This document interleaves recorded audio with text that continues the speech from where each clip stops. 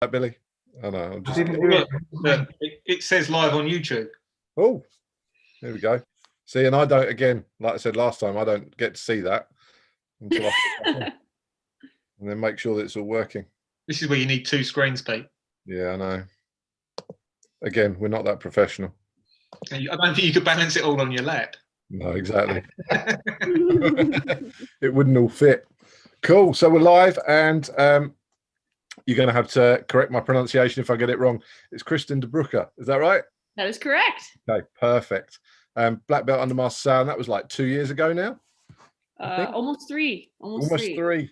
Okay. Yeah. But also lots of other art. We were just talking about it off camera, or off live, that you do lots of other things like your MMA, your Muay Thai, Filipino martial arts and stuff like that you've been involved with as well. So I'm sure we'll dig into that. And you've just, again, as we were talking about, just gone down to Gracie Charlottesville.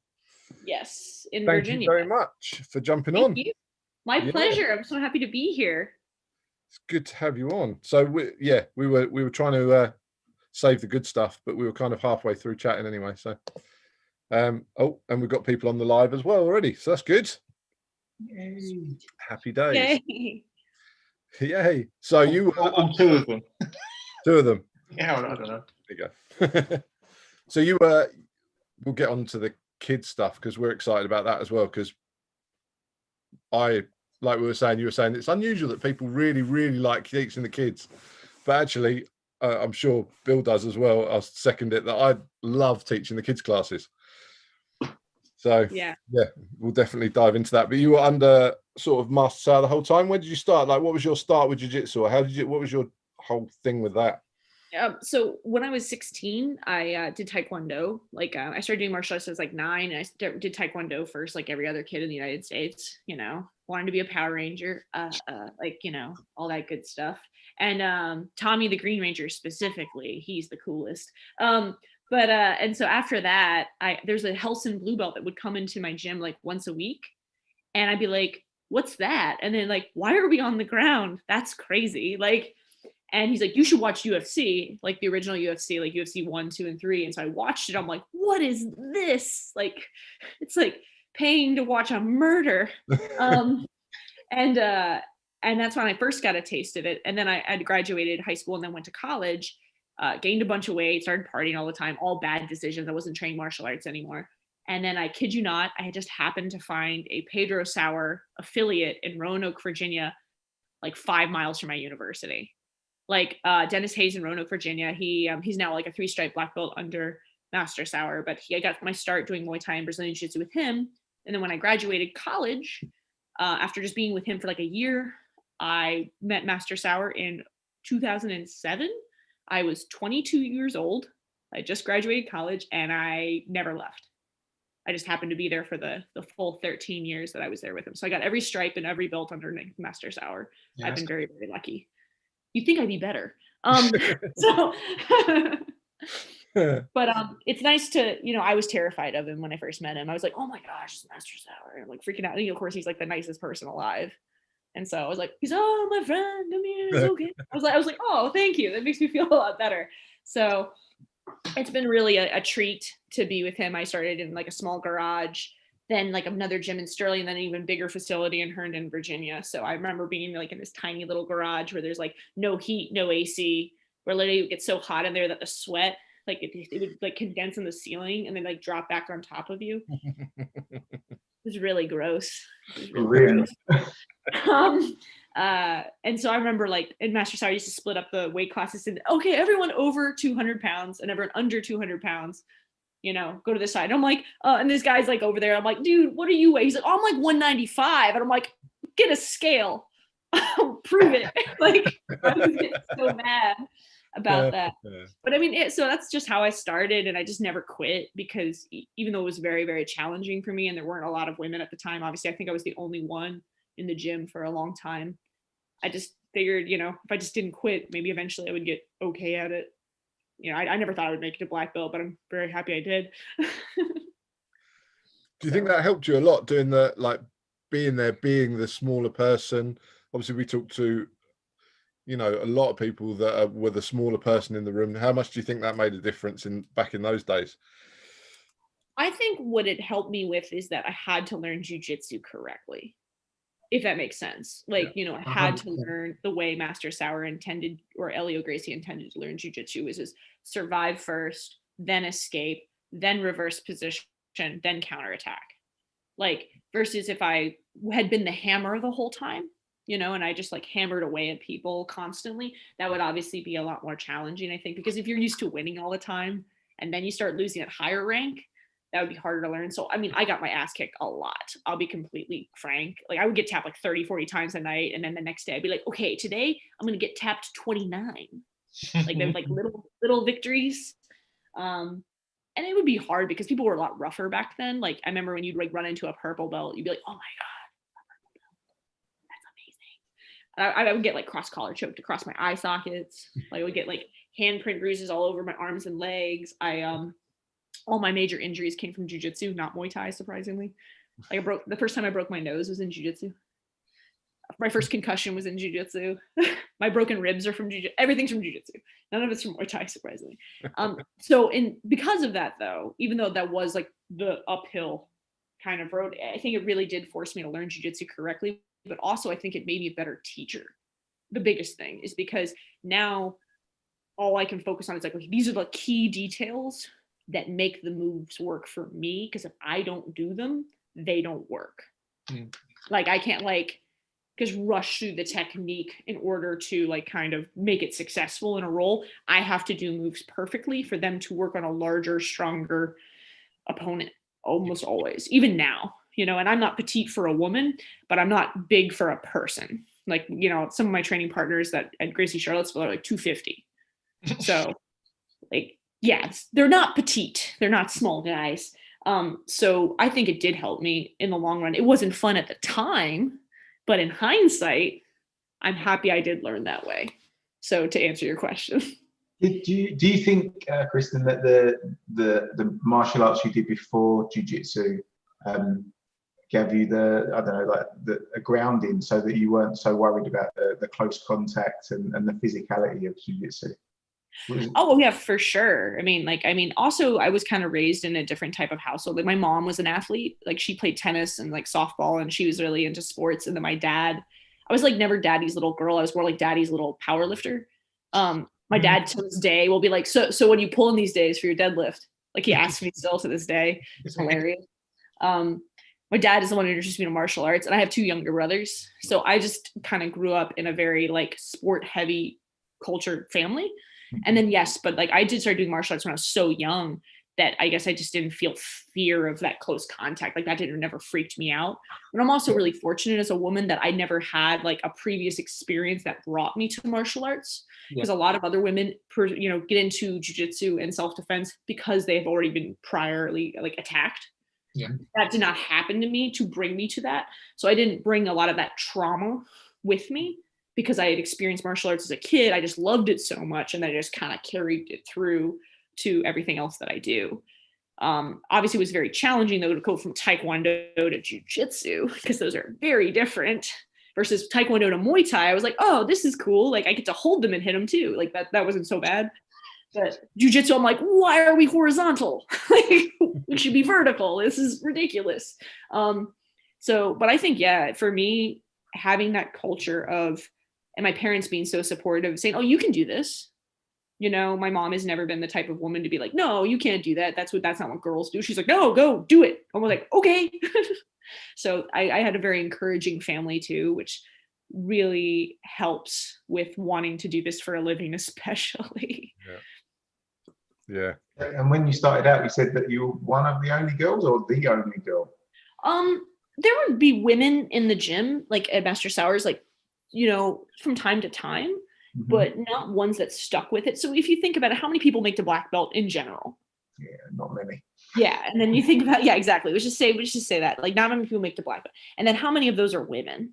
Like, when you think about, like, just how many women are in the gym, and then how many people make it to black belt. So it's a percentage of a percentage. And so like, when I was there, I never had a female training partner, really, like someone I could work with. Like, when I got ready for all my MMA fights, all my training partners were smaller guys. Yeah.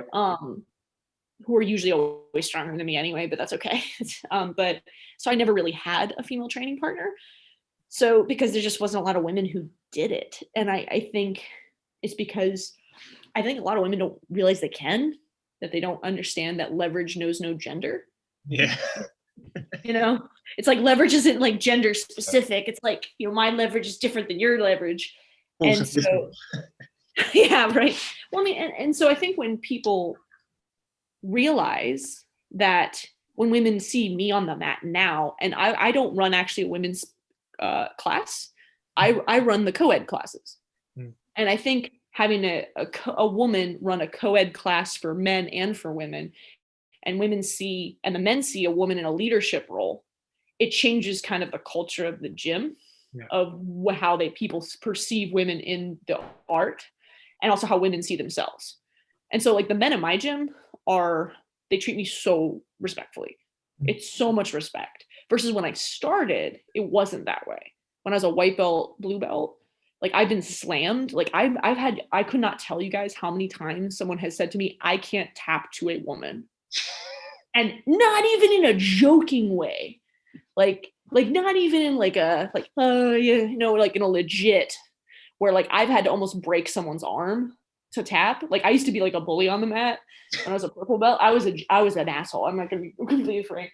But you know, but now it's gotten so much better because I think jiu-jitsu has is a little more universal now. Like people know about it versus before, like you almost had to prove that it worked.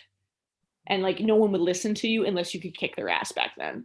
Now people will still listen to you as a coach, even if you are not like smoking them on the mat. You know what I mean? And so it's a little bit easier now. But I think back then though, was a woman, it was tough. So like I remember Master Sauer telling a speech when I got my black belt. And he's like, oh, I remember when she started and I was just thinking, she's so nice. I wonder when she's gonna quit. I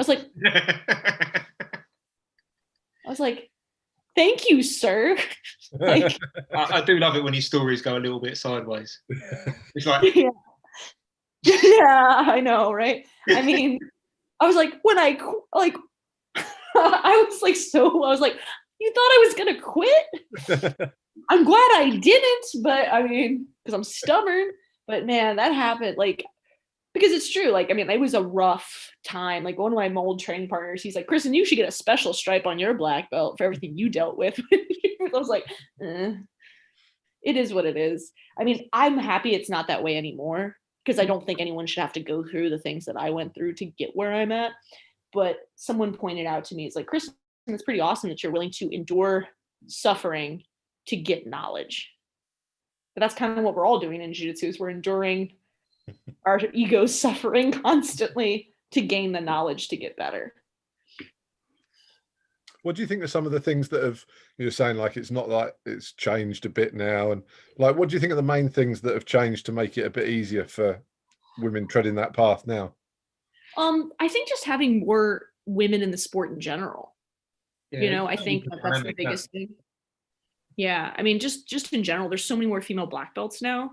The fact that even there's like a bigger platform for female competitors in jiu-jitsu, I think a big thing that's changed, and this may be, I don't know if jiu-jitsu people acknowledge this, but I think women in MMA, the women's MMA in the UFC, like Ronda Rousey being like such a big name that she was, and women's MMA being very popular nowadays, especially like the flyweight division at 115 is a super exciting division to watch, and it's super competitive. The champions are so good now.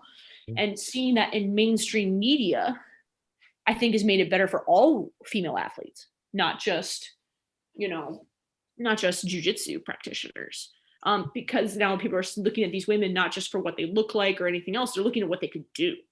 Because you can see when you want to see two 115ers fight each other, it's really competitive. Yeah. You know, and so I think, especially here in the United States, like no one watches really the WNBA or like some of the like the women's versions of the male sports. Like a lot of people don't watch them, even though they're technically better players, because there's no that feats of athleticism.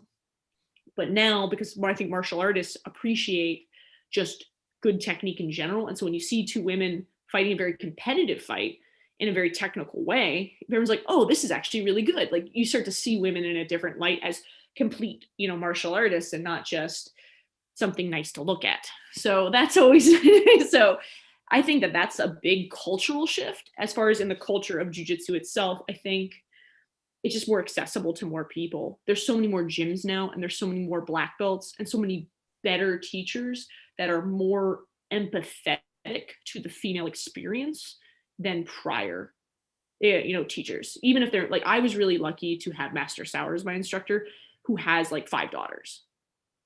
Yeah. And so that made it really easy for me, because I felt like I could go to him and be like, and he would understand if I had a rough day. He could see if I got like emotional on the mat, like, because I was getting mad at myself. He knew how to recognize that, because he was empathetic to my personal experience. And I think as male instructors, the more that male instructors can be empathetic to the female experience, I think it's going to continue to grow. And as more women get on the mat and are in leadership roles, it's going to kind of trickle down, as long as the women aren't competitive with each other, because that's the way it also used to be. There'd just be like one woman at every gym, and then you guys would just go at it. Now I try not to do that. I'm like, we're all in this together. Let's all train together.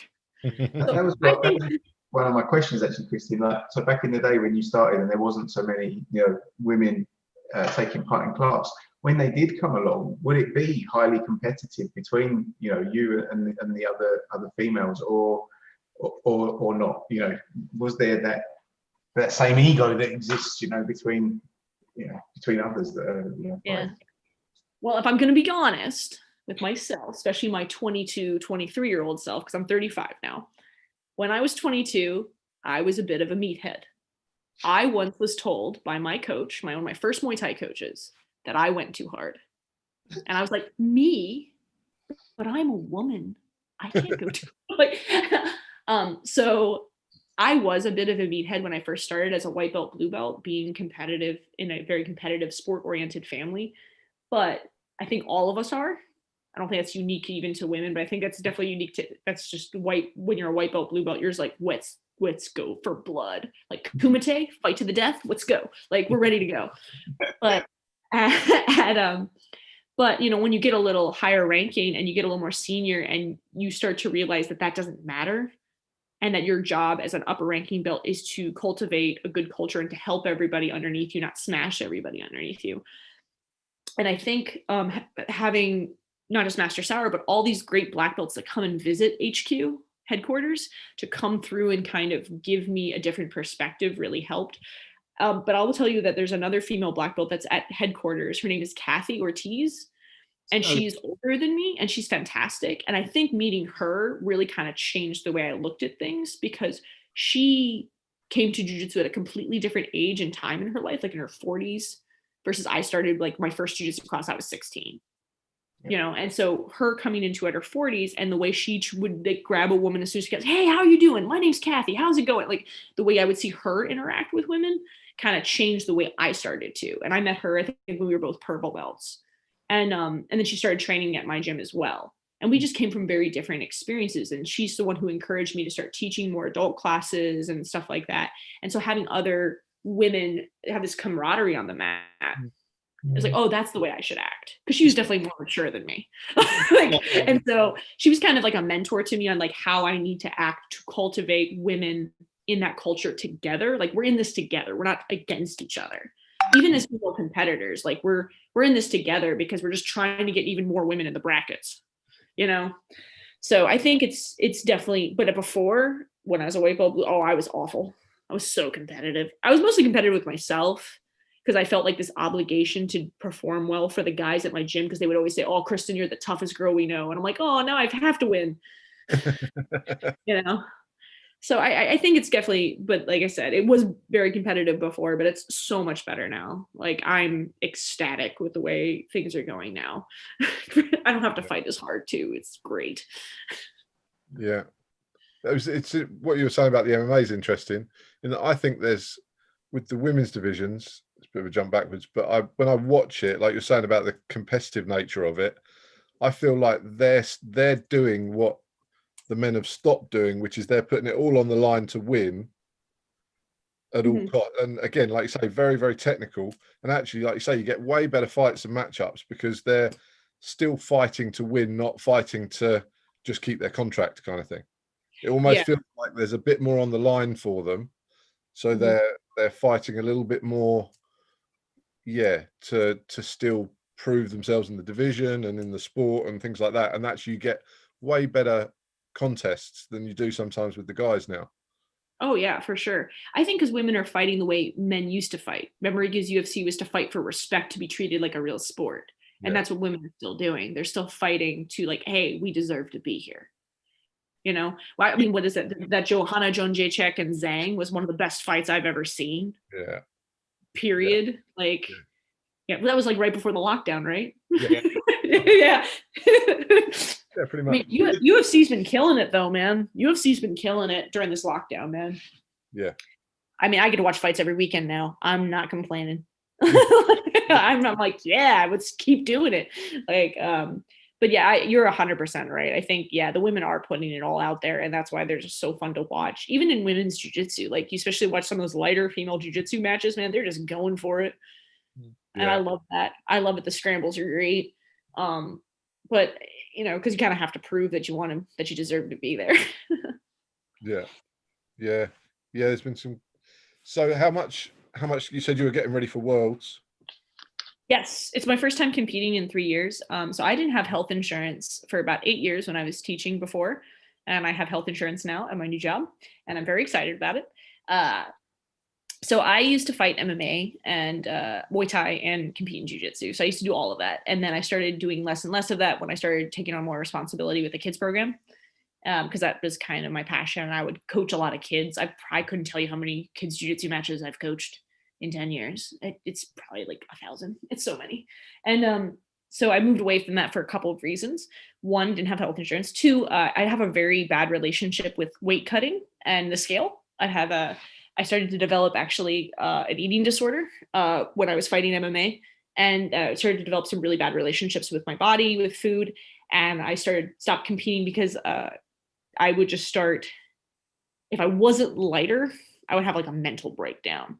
And I'm like, this isn't healthy. I should stop. Like, and so for myself, and this is the dark side of fighting that a lot of people don't talk about. And especially with women, it's one of those things that, like, that's why I like watching a lot of the 145ers and 135ers, like bigger athletes, because I think men inherently think women weigh less, even if you're the same height.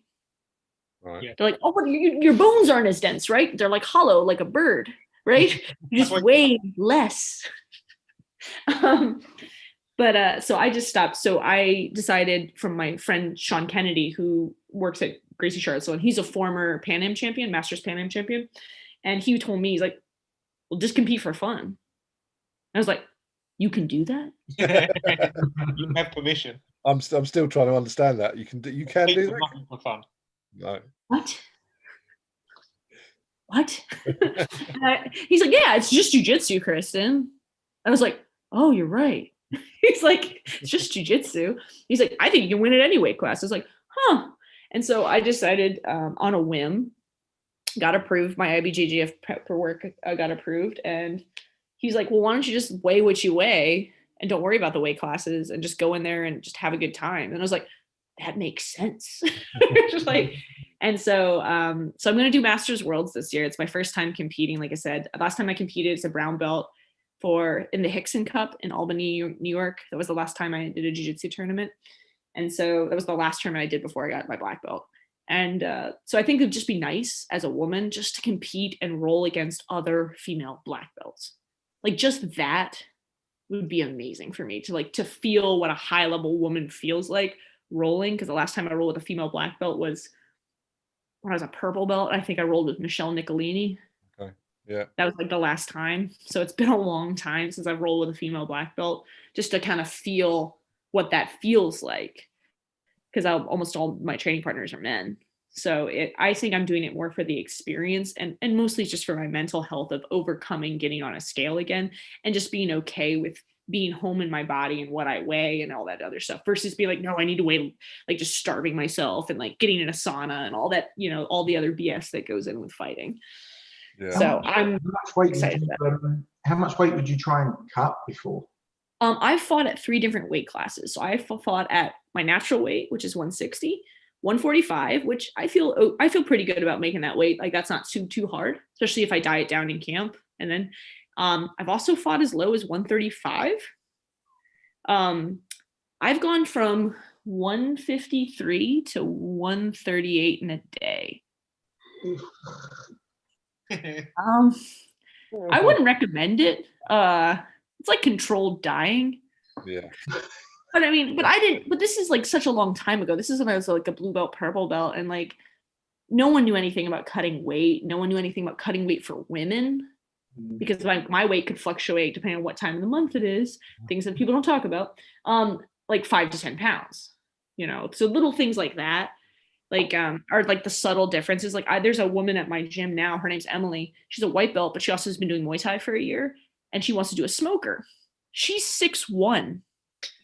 And she's 6'1", and she's like, I'm trying to diet down so they can find people for me. I'm like, well, what do you weigh? She's like, 170. I'm like, you're supposed to weigh 170. You're 6'1".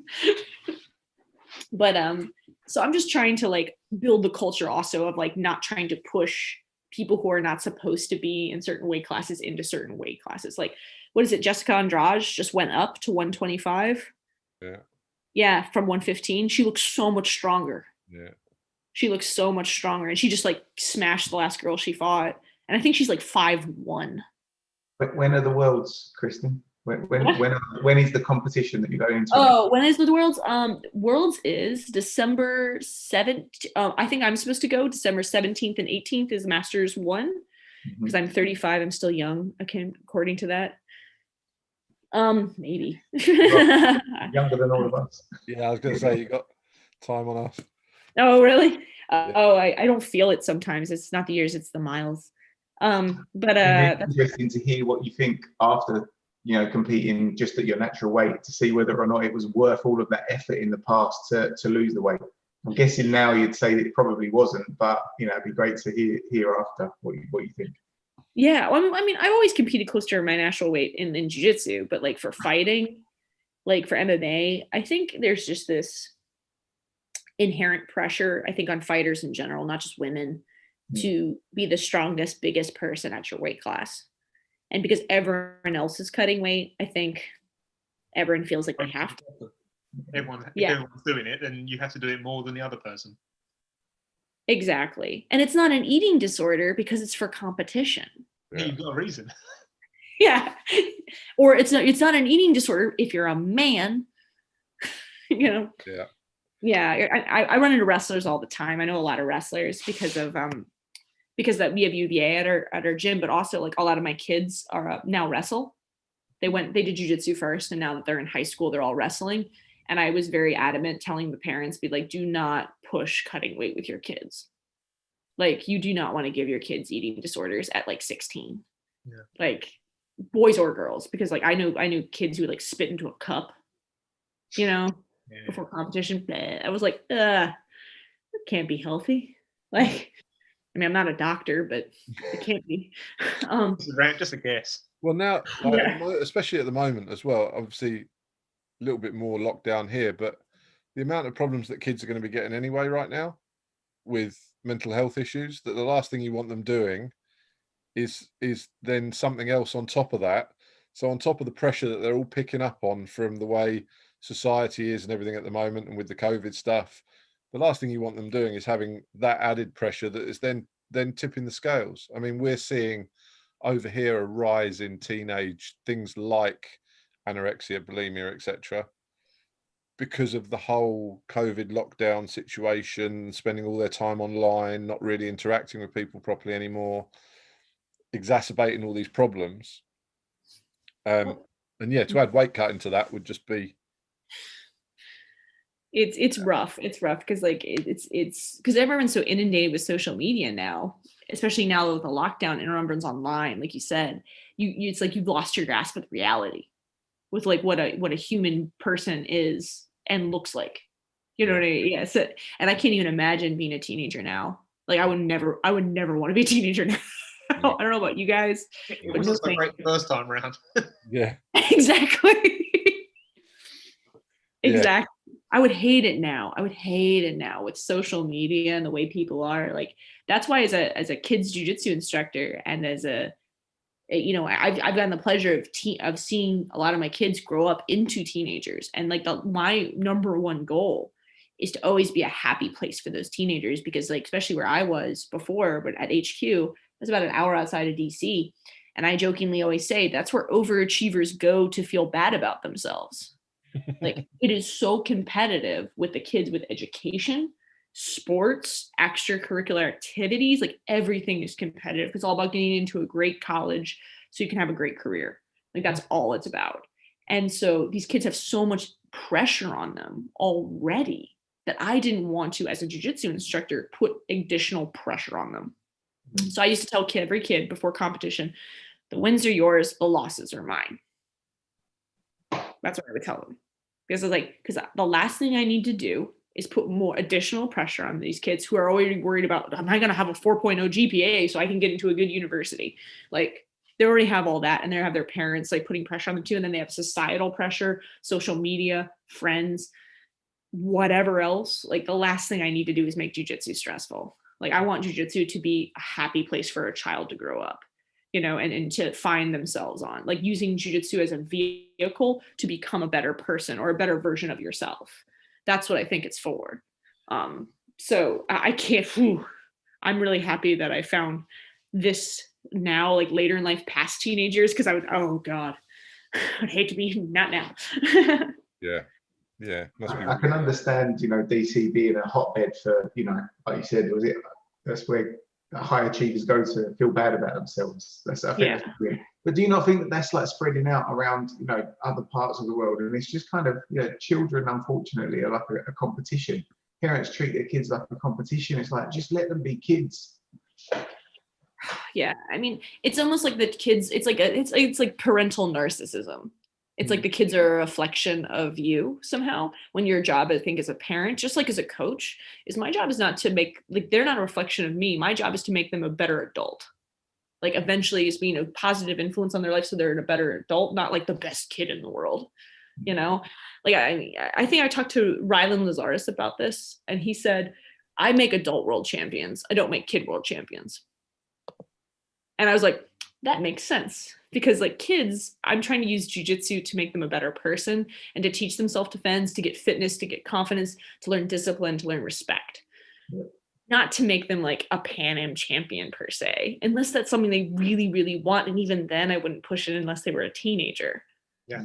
You know, like I'd rather the kids be kids, like you said, and not like compete with each other. I've seen that in kids jiu-jitsu tournaments. Like, people are like, coaches and parents yelling at each other. I'm like, they're children.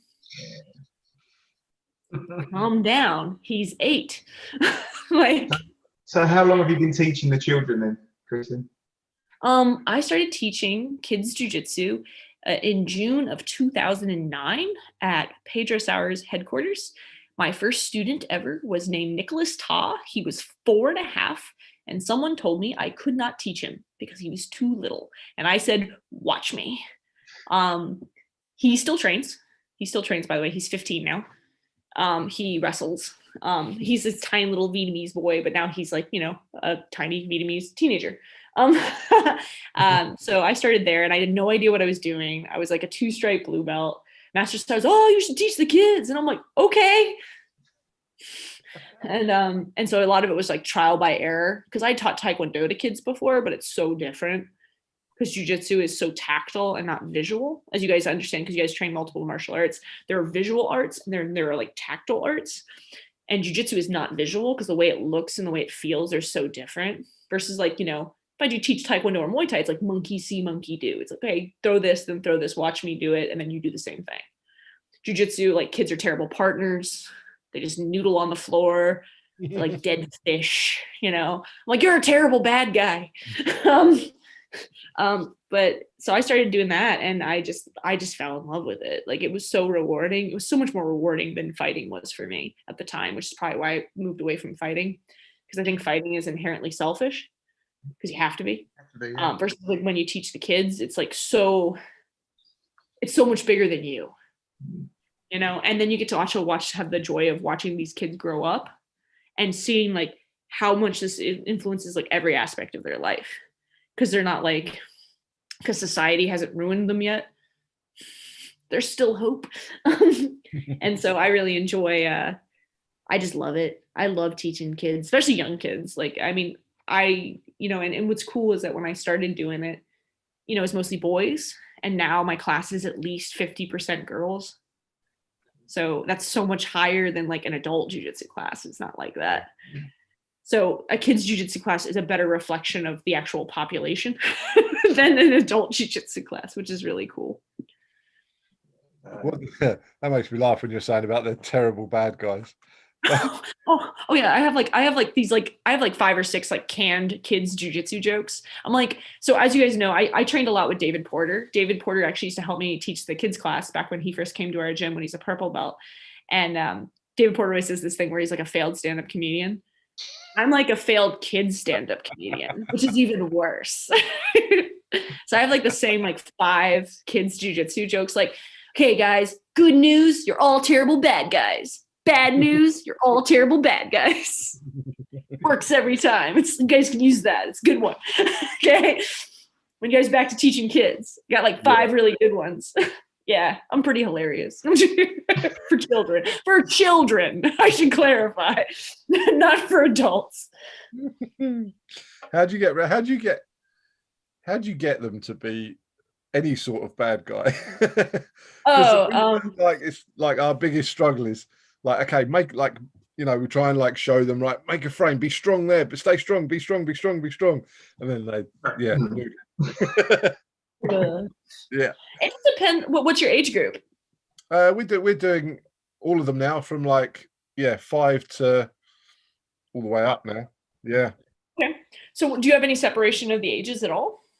Yeah, so 5 to 7 years old, and then 8 to 11 to 14, depending on how that's good. Yeah, 5 to 7, that's a good group. Like I like to keep that age around because we do like 4 to 6, and then we do like a 7+, and then when they hit about 12 or 13, then we start putting them into the adult class, depending on the size of the kid. Yeah, you know, there's an 11-year-old in my class that's bigger than me, and I'm like, man, I need to like eat more, like just like so it took me a long time to figure out how to do that.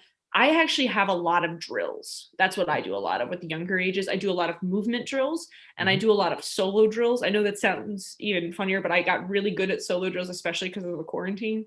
Yeah. You know, and so because I love solo drills anyway, because of all my years of doing Muay Thai and, you know, Taekwondo to shadow boxing.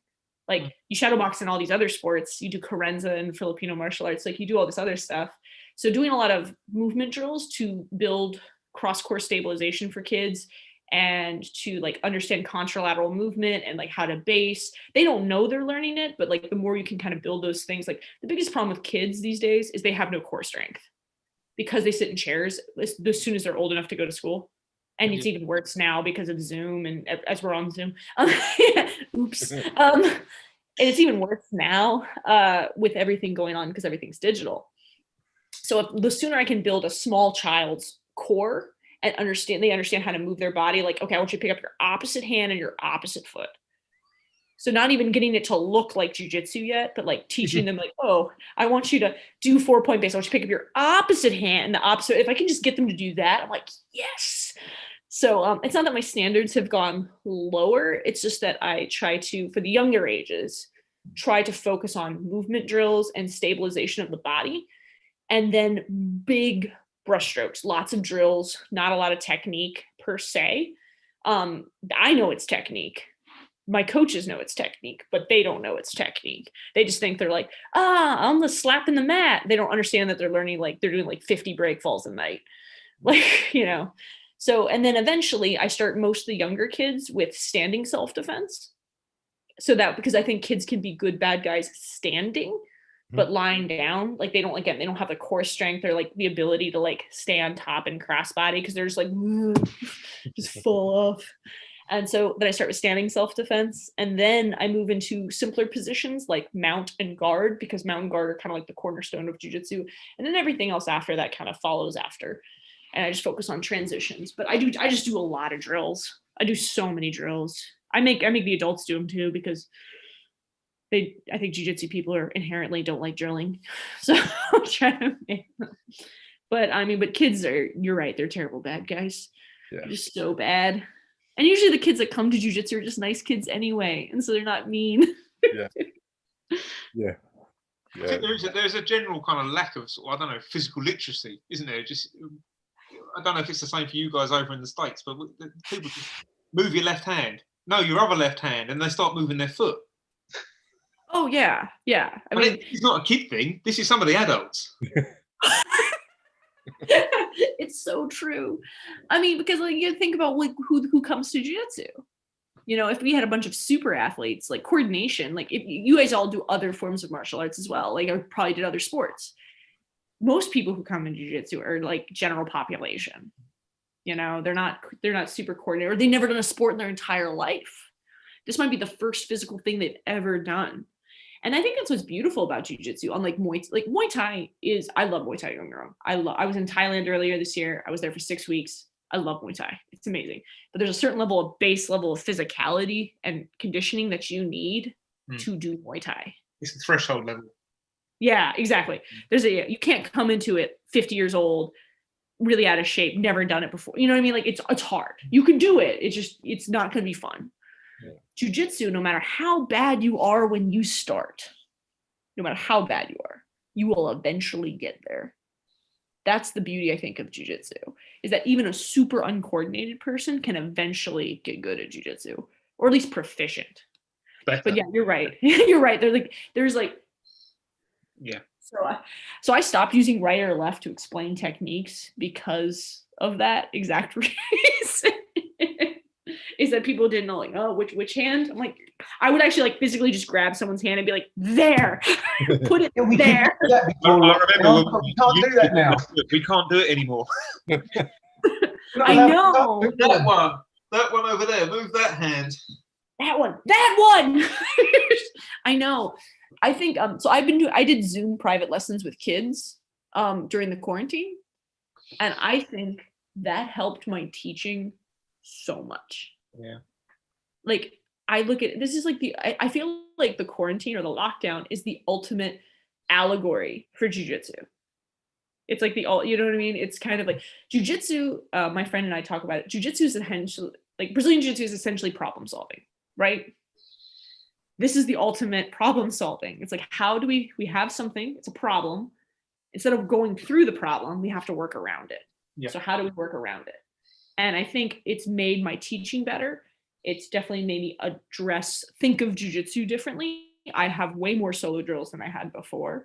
And so when I got a chance to start teaching on the mat again, I felt like I had all these other things I could offer my students that I didn't have before, versus like the traditional way of teaching jiu-jitsu, like especially the old school way, which is get on the mat and be like, okay, guys, so what do you want to learn? You're laughing because you guys know exactly what I'm talking about when you go to some jiu-jitsu classes. Versus now I have a very prepared class. You know, I have the white to blue, you know, fundamentals from Pedro Sauer, but I also have all these solo drills for warm-ups for students. So you have someone brand new and they don't know that they've already been doing the movement all during warm-up, and then you apply it to the technique of the day. And I wouldn't have done that before the quarantine. I would have been just like, just do the move. Why aren't you doing it right? You know, what is wrong with you? No, you can't teach like that. So I think it's really hard now. Yeah, exactly. So now I think talking, like being able to do this, it gave me a lot of time to think about jiu-jitsu and to think about how I approach teaching and how do I use language better to describe things, you know, and that's really helped me out a lot. So when I finally got to train again, I feel like I came in with a very fresh take on it, but also it made me appreciate this connection I have with this wonderful community so much more. Like I'm never taking this for granted again, you know? I think in March. Yeah. 2 weeks off the mat and I was like that. Now it's like 8 months later. I'm like, I'm really not going to take this for granted ever again. No, you can't. Like, you can't. Like, I don't know what for you guys, but like for me, the reason I train is for up here. Yeah. Like, yes, it's great for my body too. And I like to consider myself a pretty fit person, but mentally, I had to like reevaluate my life choices. Like I was scared. I was so scared I would never work again because I didn't have a backup career. I started doing this when I was like 20, you know, and like my whole 20s, I gave up everything. I'm not married. I don't have kids. I don't have another career. This is all I've ever done as far as a career is concerned. I have done other jobs, but I've never like made it a career. Like this is all I've committed my life to. I had a bunch of seminars lined up in the beginning of the year and they all got canceled, obviously. I even thought about coming to the UK. I was like, oh, I should go to Iceland, the UK. That'd be really cool. There's a loaded question on YouTube, I'm being told. I can't see the YouTube bit at the moment, but one of our lady students has asked, have you ever taught a seminar in the UK? So I think she wants you to come and teach. Oh, really? I would love to. Well, when you guys allow us back in. 2025 is looking quite good. Yeah, that was actually the plan originally, was that I was gonna, so I left, I had Master Sauer's blessing last year and I left HQ because I really kind of wanted to, I just gotten out of like an 8-year relationship with my ex. I was with someone for 8 years and we broke up, and I was like having one of those vision quests, like life, like what does it all mean? And so I started doing like seminars and stuff. I got to meet Colleen Gracie, Hickson's daughter, visited her in Yakima, Washington State, got to train with Crone, went to Minnesota, spent some time there with Greg Nelson, then went to Thailand for 6 weeks, and I was traveling around doing seminars. And I'm like, I should go international. And then lockdown. Yeah. And I was like, and so but when you guys do open up, I would love to come to the UK. Good enough to have you. Yeah. Yeah. I'll teach you guys how kids not to be bad guys. Yeah, that's what I definitely think. That'll be actually the whole seminar. It's like, this is how you be a good bad guy. we need to get the bingo sheet sorted so that we can tick off your 5 best jokes as you tell them. Be like, exactly. Oh, you'll know because they'll laugh. You'll know. You do a boom at the end of everything. I usually do the Kristen signature throw punch Thursday thing is like like really bad. It's almost like a Fozzie Bear waka thing. Like, just in case you guys didn't know it was a joke. It's so I'm so cheesy. It bothers me sometimes, but the kids love it. No, so we're really excited to get you on, our first female guest, and yeah, we are lucky. We are blessed to have some female students, and they're awesome. They are amazing.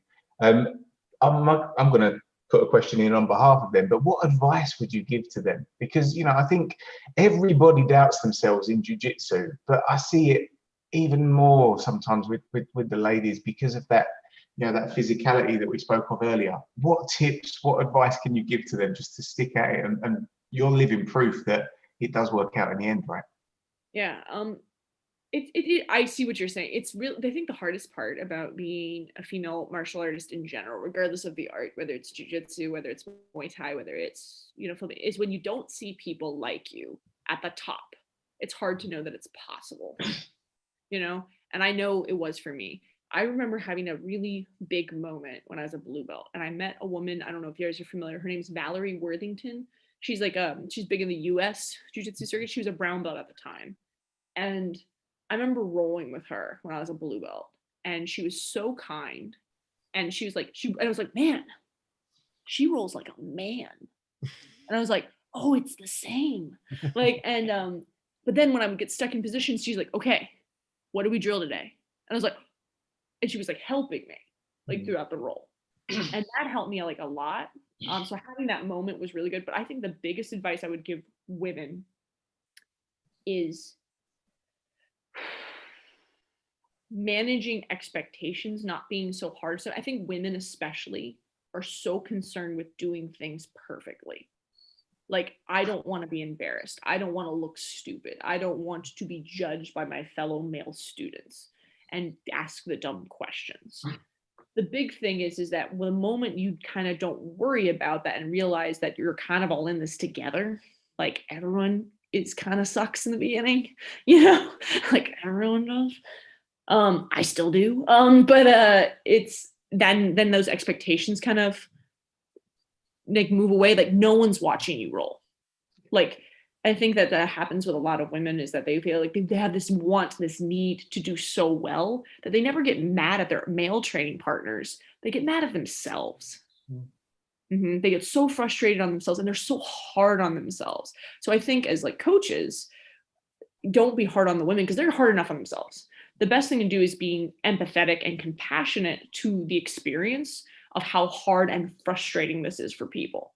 Because it is. It's very frustrating to learn jiu-jitsu. You guys know it's hard.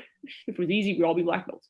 And so my advice is that when you kind of manage your expectations and just focus on getting a little bit better each class and focus on small things, small victories versus I just don't get it.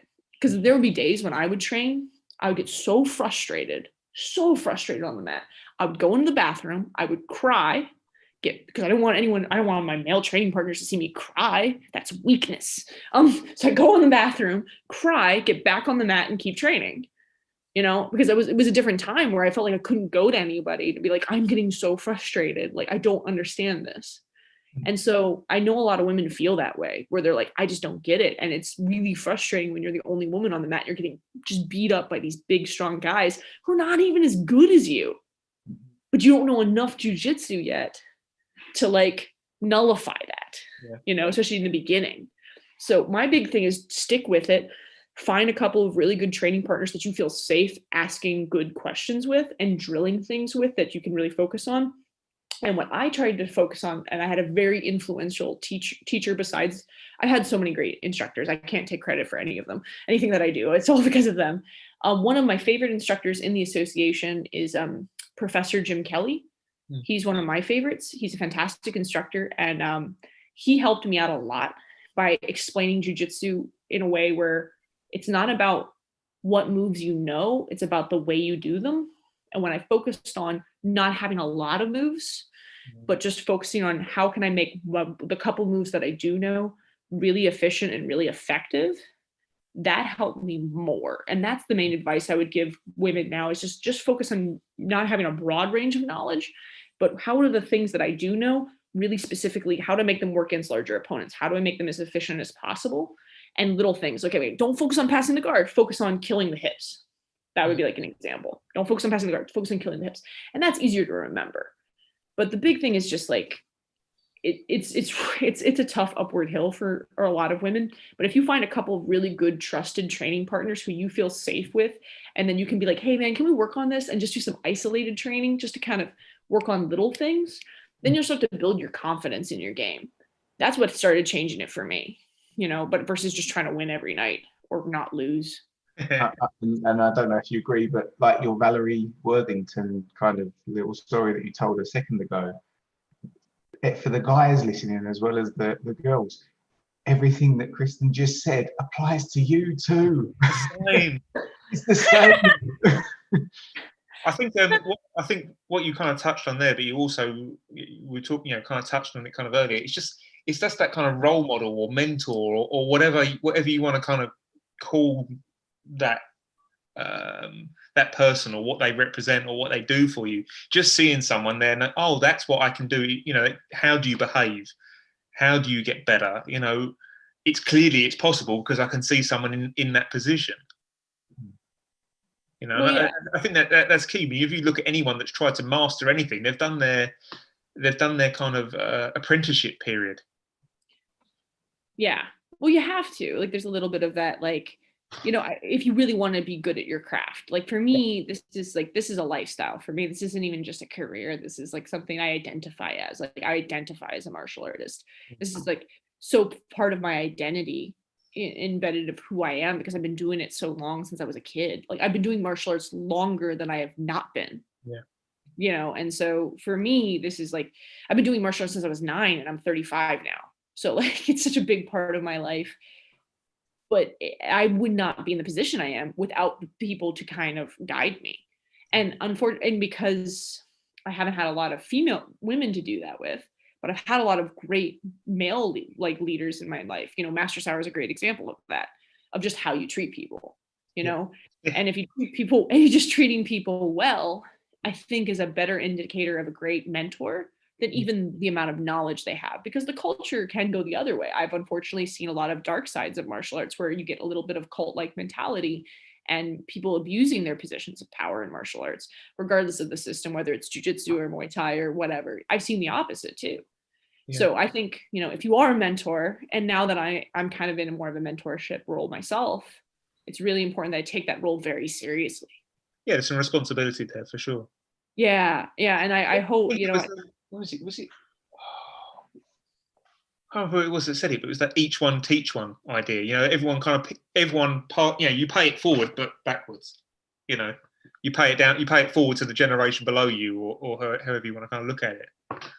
Oh yeah, for sure. I mean, that's how I feel about it by teaching the kids. Yeah. You know, I wouldn't be in the position I am without amazing mentors I've had. But the best thing I can do, I can never pay them back for what they've done for me. There's no way, because they've done so much. Like I would not be talking to you guys. Like I tell people all the time, I'm like, I got to teach at Master Sauer's HQ for 10 years. That's crazy. Like that's nuts. I would not be in that position without the kindness of Master Sauer to see potential in me to do that, you know, to cultivate that in the kids program. Like the fact that he let me do it and trusted me to teach his kids program. I'm still to this day incredibly humbled by that, because like that's a big responsibility, because I'm representing him in my eyes. You know, like I'm representing Master Sauer, and I'm like, I better not mess this up. So all I can do is just be like, okay, well then if I'm going to do that, if I'm going to have that awesome responsibility, I better take it seriously and make sure I give these kids Pedro Sauer Jiu-Jitsu to the best of my ability, and make them the type of person that he would be proud of as a person, as a representative or a citizen of the world. Exactly. Yeah. I'm trying. When you were saying about not having that, I was just thinking about how Master Sauer talks about jiu-jitsu and tries to instill kind of what you were saying to everyone about, we want to be on the mat when we're 90. We want to still be you don't want to be that guy who quits because you get to a higher grade and you realize it was all strength, and then that younger guy comes in, he's fitter than you, and you know, smashes you when you're, you know, a brown belt or whatever, and then you know, you realize you can't do jiu-jitsu anymore. And maybe that's what encourages the women in his school, and what we've tried to kind of emulate, so that everyone feels like they shouldn't be smashing everyone, which then kind of then breeds that culture of everyone can train, male, female, small, big, kid, adult, 60-year-old, whatever. And like Robin and I at the very beginning, we kind of always felt like, with the way that Master Sauer kind of has the culture of the schools, we always felt like if we could just get one woman to become involved in the school, then we would get more, because like you say, you've got that role model to look to when you walk into class and go, oh look, there is another woman training here, and she's cool and it's cool. So it must, you know, I've got that role model now that I can look to. And that's kind of what we found, was that once we got, you know, a bit of a critical mass, then it allows that to build. But without any women training, it's very hard to get women to train with you. It's that digital state of nothing to something. It's quite difficult to bridge. Yeah. And I just like the dynamic of having both, you know, like I say, kids programs, so you've got everyone involved in the school. Otherwise it does become too much of a macho environment. Mm-hmm. Yeah. And it just becomes, yeah, I mean, and that's kind of like the big, have you guys ever seen the movie The Art of Self-Defense? I haven't watched it yet. Bill recommended it last week in our 10 list of films to watch. List of 10 films to watch. I was about to say, what are you doing with your life? Put it on right now.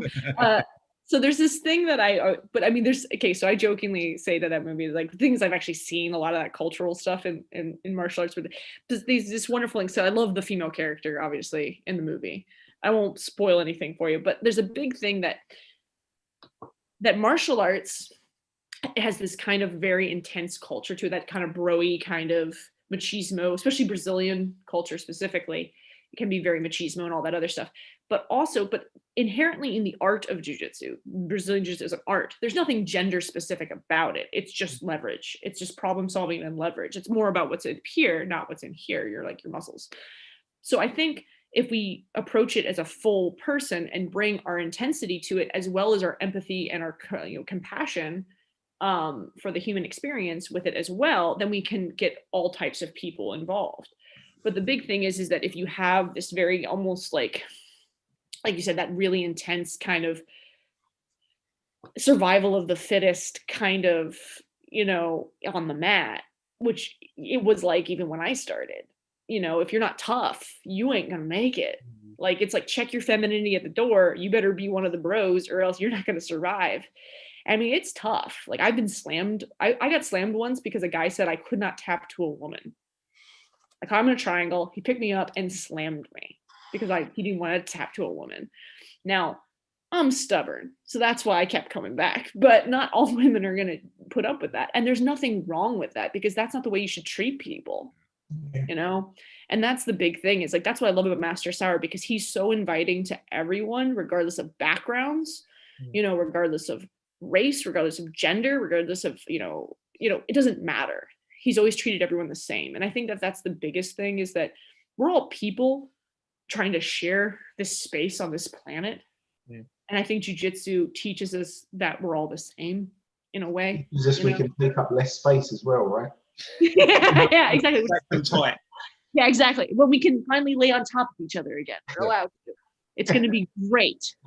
Like, hey, I feel so bad for you guys. I'm so sorry. Don't go there. We start crying, literally. It doesn't take much to set me off these days. Yeah, you said that you had to go to the bathroom in the middle of jiu-jitsu class. We'll just go. We'll just cry. we won't go anywhere. We'll just cry on the spot. Oh man! I'm going to kiss those mats. I'm glad you said. Again. I'm glad you said mop them first, Rob. Make sure you mop them first. Kristen, when you were talking earlier, you said about getting a couple of moves really good instead of trying to know all the moves. And you started to talk about, instead of thinking about passing the guard, just kill the hips. So it started to make me think about one of the themes that does come through whenever we talk to a black belt, which is, what is your favorite concept? How do you make it easier for everybody? Okay, so I believe, I guess my favorite concept in jiu-jitsu specifically, or in all of fighting?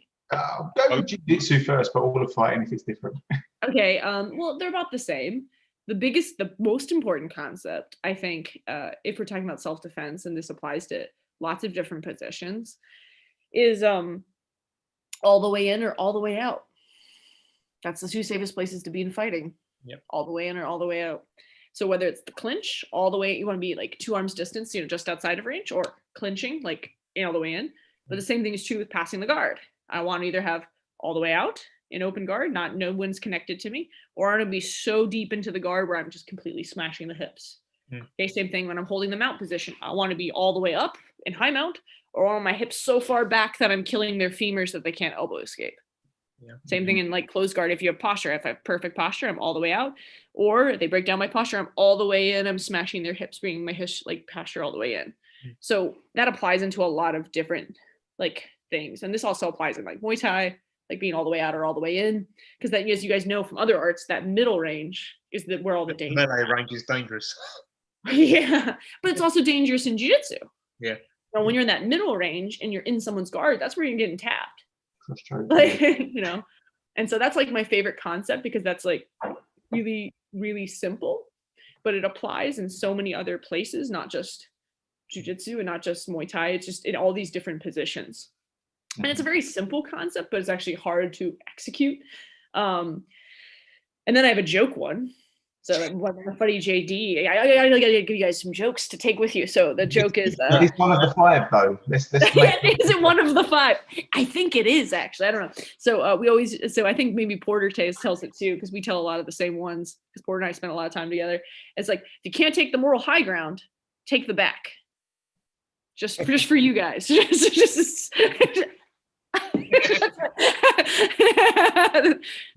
need to get a picture of us all doing this for the YouTube. The YouTube thumbnail. Yeah. Mike hates. I'll have to scan through and find it later. Mike hates it. Mike Corhan, exactly. Mike Corhan hates it, because every time you take my picture at a seminar, he'd be like, "Kristen, look at the camera." I'll be like, and he's like, "Please stop." I was like, "I'm sorry, Mike. I can't make a serious face. I teach kids for a living. I can't help it."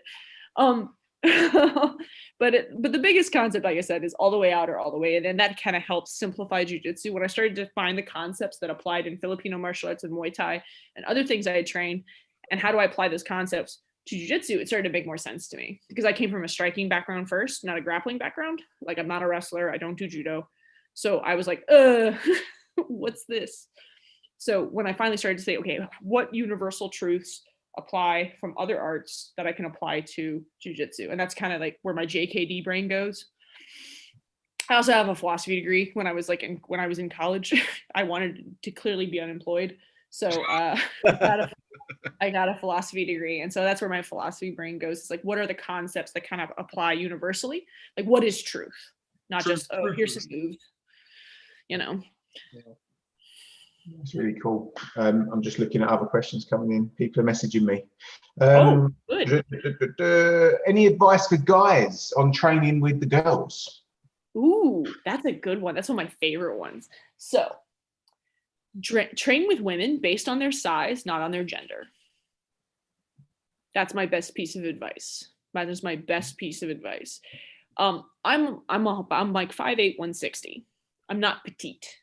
So the guys that train with me, they put weight on me, because you know why? One, I'm a black belt, and two, I'm 5'8" and 160. Now, if you're rolling with a woman who's 100 pounds, you should probably not put that same amount of weight on her. You know why? Because she's 100 pounds, not because she's a woman.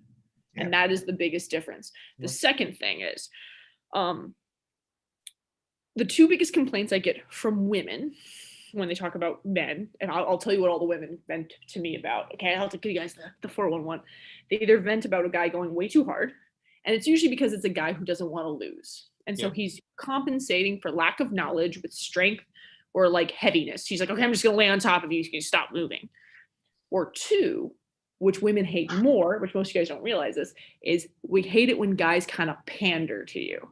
And they're like, oh, I'll let you do whatever, you know, like, oh, you did such a great job. And she's like, I didn't even do anything. Like, that's even worse. You're just being a bad guy. So, but that's actually, women hate that. Women who are really serious about training, like, they really hate it when guys go way too easy on them. The biggest thing is just roll with them, roll against the jiu-jitsu. Don't roll against the person. Yeah. And that's what I do now too, because that also helps me when I go against like competitive people or people who are really good, is roll against the jiu-jitsu. Don't roll against the person. Don't be like, oh my God. Like, I remember being like, that's Michelle Nicolini. She's a world champion. And then freak yourself out. I'm like, wait, but the jiu-jitsu hasn't changed, you know? Yeah. You know. We've had that conversation before, haven't we, Pete, when we rolled with different people, and it's like almost not getting starstruck and just doing your thing. Yeah. And the same thing is true with when you roll with women. Now, I know a lot of guys, like, they just like, well, I don't want to hurt anybody. I'm like, it's a contact sport. There's going to be some contact. So like, I had brothers and we always got in like fights when we were kids. So like, I guess I approach it a little differently. But the biggest thing that I think most women say is roll with me at my size, not with me at like my gender. So if I'm like, you know, if the woman is like 135 pounds, like, and not super big, how would you roll with a 135 pound teenager? Yeah. You know, I know guys who still will not roll with a woman the same as they would roll with a man, because they're like, well, you know, because they were more concerned. I literally had a guy tell me, I'm worried what other men will think if they think that I'm beating up women. And I was like, really? Did you ever think that maybe it's about what the woman thinks, not the way you are perceived by other men? That was the weirdest thing I'd ever been told. That is the weirdest thing I'd ever been told. I was like, well, maybe people can see that it's a sport and we're all in gis here, and that this is just training, you know? It comes back to that thing about, you know, being able to learn. And if, you know, we talk about, like you just said there, train to the body size rather than the gender. But it's also about training to the skill set, because if you are a black belt, a brown belt, a purple belt, and you're just smashing the white belt that comes through the door, you know, even if they are bigger than you, but you're not giving them an opportunity to practice what they've learned in class, or move, or get any you know, sort of success, no one's learning. You know, who wins out of that? No one. Just your ego. Yeah. Exactly. Yeah. It's that thing Marcel always says about just that shade above where that person is, just to bring them up. If you're up here, no, they're getting a beating, you're polishing your ego, and no one gets anything out of it. Exactly. I mean, like I remember one person said to me, I believe it was Rylan Lazarus, and he said to me, like, he's like, okay, well, Kristen, what do you do now? I'm like, well, now I try to tap people because I'm a black belt and I finally can. I was like, as a woman, I was like, yes, finally, I waited 11 years for this. And he's like, okay, what are you learning? I was like, what? Yeah. Nothing. And he's like, exactly. He's like, well, do you actually have good defense or do you just have really good offense? And I was like, I don't know. Exactly. I like how you read my face perfectly. You're like, yep. And so it made me try to change the way I rolled once I got my black belt. Like you said, just being like, okay, I got to let the lower ranking work. Because before, you know, as a woman, I always felt like I had to train harder and go harder to prove that I deserve to be there. But now I don't feel like I need to anymore. I know what I've accomplished. I know where I am. I don't need to prove that my jiu-jitsu works. I know what I'm talking about. I had the best jiu-jitsu, one of the best jiu-jitsu instructors in the entire world. Like Master Sauer is one of them. Like he knows better than me. So now I just like to roll with people to make them better. Like I don't need to prove anything anymore. Like this is fun for me. Like this is my life. This is like, and that, you know. When did it change that for you though, Kristen? You know, what point did you let go of that and just say it is about, you know, life and the journey rather than win?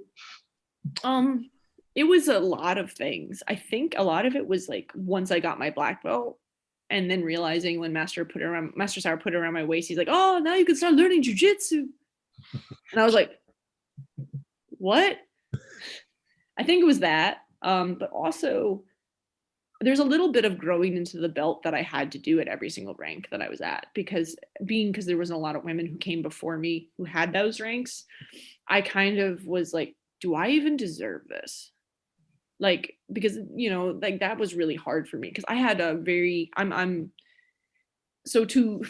actually have debilitating social anxiety, if you guys can believe that. I have a really hard time speaking in front of people and talking to people. So jiu-jitsu is really helping with that. And so for me, growing into the belt and being so insecure about my jiu-jitsu and like being around people and all this other stuff, once I got past all of that and got past my social anxiety and got past my anxiety in general, everything else just seemed easy because now I'm like, oh, this is just jiu-jitsu, you know? So I think for me, growing into the black belt and being a black belt leader and role model, when people started to treat me differently just because of the rank that was around my waist, I was like, oh wait, I'm a black belt now. Like I should start acting like one. With great power comes great responsibility. Exactly. There was really a lot of that because when I was a purple belt, I was a shark, man. I was out for blood. Like I was ready to like prove that I needed to be there and like I'm gonna tap everybody. I want all the guys on the mat to know that I mean business. I was a jerk. Because I was still fighting then. So I was still fighting MMA. And so like I still had this very competitive need to prove myself, need to win. And then when I stopped competing and started teaching more, I was like, it doesn't matter because a competition is a moment. It's a small moment in a day in your life. And it's not representative of your legacy and everything else that you bring to the table, you know? And so that's something that when I realized that, but I think black belt really was the moment when Master Sauer literally said to me while he's tying around my waist, is like, now you can start learning jiu-jitsu. I was like, okay, now I get it. What's funny about that is that's very different to the story of what Master Sauer said to Bill when he was tying his blue belt with it. We have to go there again. Yes. You're gonna get me one of those eating disorders if you carry on.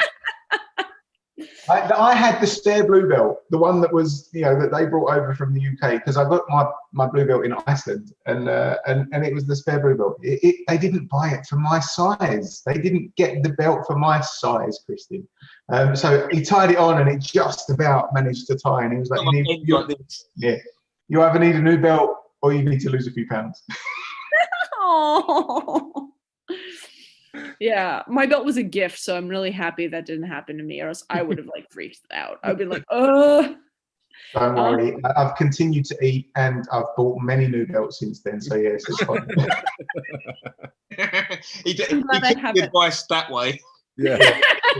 I just got a new belt. It was I heard what I wanted to hear. Get a new belt. Perfect. Done. Amazon.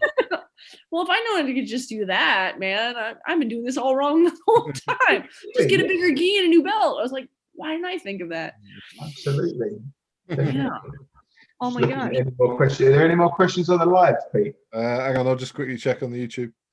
There was one other one. Of all the martial arts that you train, is there one stand-up martial art that best complements jiu-jitsu, in your opinion?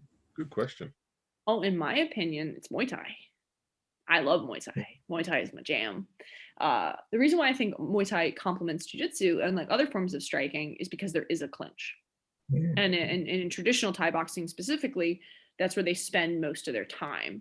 Like if you go to a traditional Thai school, especially in Thailand, you will spend a half an hour to an hour a session in just the clinch.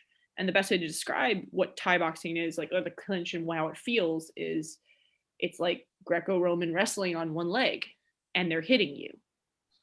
That's awesome. Like, it's so cool.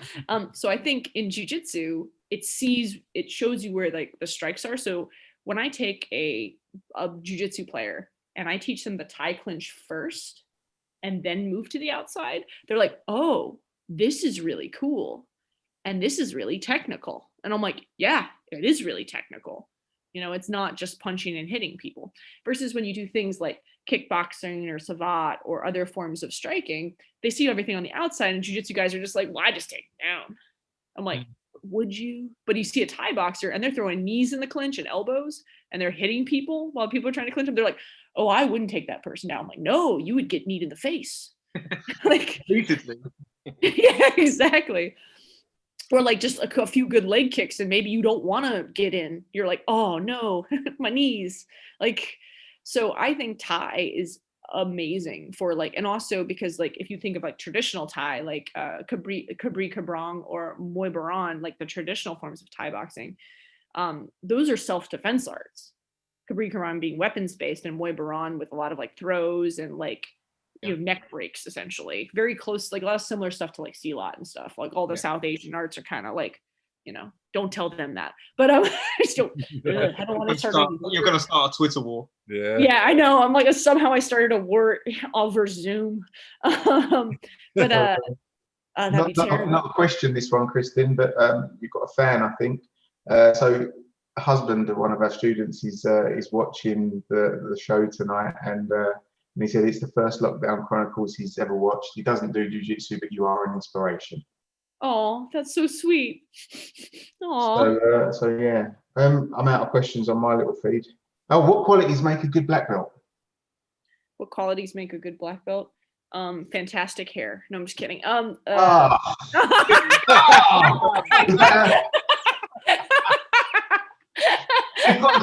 You've got a sixth joke, Kristen. It only works when I'm around. There's joke number 6. That's just waka waka. Just, I'm sorry. Now I know why Mike doesn't like it. He's always the butt of a joke, is he? Sorry. I mean, part of me wanted to say that only because like I'm friends with my core hand, so it's extra funny to me. I think the things that make a good black belt is in my opinion, is really when you realize when you're a black belt, that's not just about you anymore. Mm-hmm.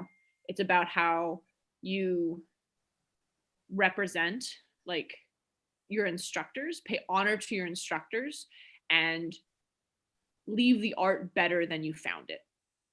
That's how I feel about it. It's like, I want to constantly pay honor to the people who taught me and try to leave the art, regardless of what that is, better than I found it.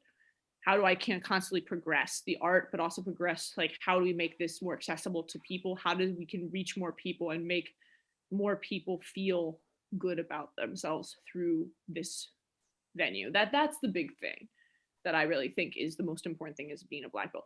The knowledge is one thing, being a monster on the mat is another. But that is the biggest thing. It's like, how do you leave a legacy, that doesn't die with you, because like it's a huge honor, I think, because because what a black belt is a representation of your rank based on someone else that you respect's vision of you. Because I respect Master Sauer so much, even if I don't think I'm a black belt, he thinks I am. And I respect his opinion way more than mine. So I have to trust my instructor. And so that's the big thing that I try to think about. I think it was a fantastic answer, but I'm just trying to work out how I grow my hair. You need a syrup. Yeah. How do you Yeah, go ahead. this is a purely for my own personal knowledge. How do you balance when you're teaching and having to have that really massive breadth of knowledge to bring people forward and bring people on, compared to then your own game where you're kind of narrow, you kind of thinking about very specific concepts and be better at less moves, like we were saying earlier on. How do you kind of balance that out in your own brain? So for me, because I train in multiple arts, I like jokingly like to say that I moderately suck at everything. So for me, I try to seek out specialists, like specialist training partners that I know have something that I don't have. And then I try to do very positional oriented training where I only roll or train for growth of my game. I don't always roll for to win. So I have when I would like roll with my core hand, like we would roll, and he was always trying to get me to work on very specific things, and that would always help me like kind of progress my game. Also, I never have to worry about proving myself to Mike because he's going to kick my butt every time. But also just in general, yeah. I heard that my core hand's pretty good. But the other thing is that like right now I just moved to Gracie, Charlottesville, 3 months ago, and I'm finally moving into an apartment. I have a couple guys that I train with there that are black belts, people I trust. And we did very exploratory roles where we work through positions and then we'll stop and be like, hey man, what was that? Stop right there. What was that? And then we just kind of work through it. Or we do positional training, things like that. So I try to make sure that all my roles now, unless I'm getting ready for competition, are very productive, because I do have to teach so much that if I do train, I really want to be a student. Like I don't want to have to turn on my teacher brain when I'm training. I just want to be a student. So if someone else tells me something to do, I'm like, cool, let's do it. Even if I don't agree with it, I'll just be a student and be like, yes, that's exactly what I should do. I have guys that I do pad work with. Like I have a guy I do pad work with now in Muay Thai. His name's Trevor, and he's a professional fighter in Glory. And I do kickboxing with him.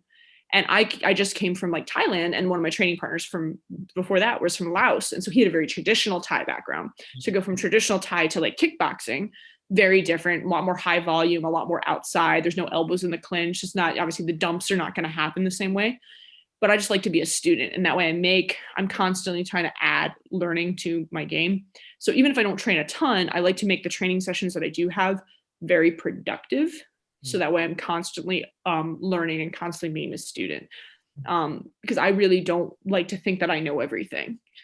Especially I'm 35. I feel like I have so much more time to progress in my game and to grow into my belts and to really kind of explore in my martial arts career, so I think not always just going in to like kill yourself or throw up or roll hard, is good. And going in with like that learning mindset, like the white belt mind every single time you go to the mat really makes your own training very productive. And then I cheat a lot. If I'm working on something specific, I sometimes will teach it so I can remember it for myself. I know that's cheating, but I do that a lot of times. If I'm working through a position, and I've kind of started to get a series out of it, then I'll start teaching it to kind of work through it in my brain. So that way I can see if I really truly understand it. And that helps me kind of reinforce what I'm working on for myself. Yeah. I like that. It's just, it's always trying to get that balance, isn't it? When you're trying to remember everything you got to teach for everyone else, and then all the stuff that I like falls out of my ear the other side because I'm stuffing in things for other people. Yeah, I mean, and that is hard. It's challenging when this is what you do, and like you're a teacher, but you're also trying to get better yourself. It's challenging. Like I'm just starting to learn that balance now. So I say no a lot of times. Like I used to do a lot more private lessons. So what I started doing is I started raising my rates for private lessons to kind of, so I wasn't like just constantly giving my energy away to other people, because I'm like, you know what, I really got to take care of myself too and make sure I'm progressing and I am also getting better. So now I try to make sure I get like, so I'm on the mat about 5 to 6 days a week. But I roll anywhere from 3 to 4 every, and then I do like pad work, usually at least 2 to 3 times a week in pads. And then I do Kali as well. So I have a couple people that I train with that are specifically, that's all they do. Like guys that just do jiu-jitsu, guys that just do like striking, and then guys that just do Kali. And I try to work with those individual people because they're specialists, and that helps me get my like good reps in. And then I can kind of go back to the drawing board and be like, okay, how do I put it together? And that's more up here, my own work. And that's when I start teaching it. Once I feel like I have a good grasp on it, then I'll slowly kind of trickle in those ideas into teaching so I can kind of reinforce them for myself, but disguise it as for my students, like, this is what you guys need to work on. So I do kind of, the best to do it is kids class, obviously, because they don't even know what they're getting. Brilliant. I can't wait for you to come to the UK now. Yay! Hopefully I lived up to the hype online. I feel, again, because this is the first time I've gotten to speak to you guys. I mean, I've been following your guys' stuff for a while now, and I thought it was awesome that you guys started doing this podcast during the lockdown. Like, I thought it was like really awesome, because I think everybody in the jiu-jitsu community and martial arts community in general was really discouraged, because like this has been hard on everyone. It's very disheartening for people who like this is like part of their life, not just their livelihood, but like up here it's like this is my sanity. Yeah. Like I think you guys are amazing, like for being 8 months, like, and you guys are incredible. You're trying to make us cry now, aren't you? You've made us laugh. Now you're trying to make us cry. Stop it. Yeah. Well, I better tell another bad joke then. Like, you just gotta break the air a little bit. Like, I feel bad. But I mean, but seriously, I think you guys are amazing, because like this takes so much more perseverance than like being in bottom side control. Some people might call it resilience. Other people just call it pure damn stubbornness. Well, it's because you guys do jiu-jitsu. That's why you guys are fine. You're like, yeah, it's not so bad. Yeah, it works. Yeah. We'll get there. And just for ourselves, it's been amazing just to be able to connect with so many people that we don't really get to talk to properly, that we kind of see in passing, or obviously you guys, a lot of the association black belts being over in the States, and, us being able to catch up with people and make connections with people that we wouldn't have otherwise got a chance to speak to, or all of that stuff. It's so cool for us. And like you say, just being able to think about jiu-jitsu differently just by having the conversations. I wonder if jiu-jitsu thinks about me too. Yeah, exactly. Yeah. just to be we get so many other benefits from it as well, because when you do come to the UK and you do a seminar, we just tell people, look at the video. That's what this is going to be all about, and your program itself. Yeah, I know. When I come to the UK, they'll be like, okay, we came for the jokes. Yeah. So well, I'm going to turn up with the ponytail, so don't worry about that. It's amazing. Ponytail and a really tiny belt. That's just those two things. I'd be like, oh, that's exactly what I was expecting. Like, oh my God. Well, I mean, thank you. I really appreciate that, because this has been a huge opportunity for me too, because I started doing way more YouTube videos and YouTube live classes when I was quarantined. And I was shocked by like, when I saw like some of my videos, I'm like, is Rylan Lazarus watching my video? Doesn't he already know jiu-jitsu? like he doesn't need my jiu-jitsu. Like, what are you doing? Like, it's been a great opportunity. I tried to take this as an opportunity to really connect with my community and think, okay, what do we really need? We need connection, because we're so starved for it right now. Because this is not just. I'm used to hugging these two multiple times a week. I know. I know. I haven't hugged my own mother since March. Because I haven't done that either. That's fine. Yeah. Oh yeah. I don't care about that. Like, I care about someone trying to hug me and choke me and like murder me. Exactly. Like, oh my God, and fold me inside of my gi. But that's when I missed the most. It's crazy to me that so many schools have gone under. Some people have gotten arrested here in the States too, and it's crazy. It's been Arrested for training. Yeah. Because Wow. you're not supposed to. I think like they're going to, I think in Virginia, they're about to release it as like, it's going to be a class 1 misdemeanor. Okay. If we get like caught training or something, like it's something to do with the contact, especially like, so it just depends on like what country you're in. I don't know how it is in Australia or in different in different states, but yeah. Yeah, I don't know. Like I've heard, because I have some instructors that I know in Australia, people I know in other countries, and it's just varies so much state to state, country to country. And I'm not saying like anything, it's just I don't know. We need our own fight island, Pedro Sauer Island, and we can all just move there and make our own rules. We can do it. Yes. Crowdfunding, we can make it happen. Yes. I'm up for that right now. Yeah, I'm gonna teach you guys all how to be good bad guys. Yeah. Okay. that will be the seminar. Just jokes and how to be a bad guy. That's it. Nothing else. Yeah. We need you and Dave so you can do the double act. Yeah, exactly. We'll do the double act. Exactly, right. It's like instead of dueling banjos, it's like dueling seminars. You know, yeah, that's what we always joke. We did teach with each other for a long time. I always told them that I'm like, man, we got to do a seminar together. It would be hilarious. That's what I told him.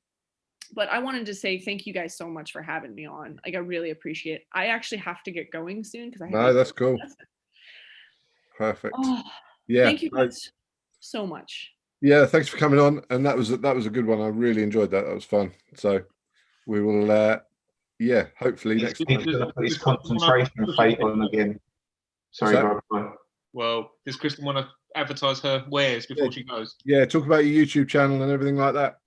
Okay, so my name is Kristen DeBruycker. You can follow me on YouTube. It's the Kristen DeBruycker channel. I have YouTube live classes there, as well as my old school throat punch Thursdays. You can also follow me on Instagram at DeBruyckerland, and I'm also on Facebook as well. And then if you're ever in the Virginia area, I am one of the co-owners of Gracie Charlottesville in Charlottesville, Virginia. I am available for seminars, Zoom lessons, and private lessons. You can contact me directly through my website, kristendebrucker.com.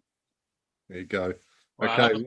That was the most polished of the whole podcast. I've done it a few times. I've gotten some reps. It's all about the reps, man. Yeah. Rip it till you can't get it wrong. Yeah. That was almost like one of those pre-recordings when you listen to the proper podcasts, you know. That was I'm amazed. And just a word from our sponsors. I know. Well, then you just bring me on to do that for you guys. I'll just do like the sponsor work, and then that's it. I'm just getting ready to watch Pete's concentration face again now while he's stopped the live. I'm all set up. So thank you very much. Awesome. I'm going to cut it off there, and we will catch you guys on the next one.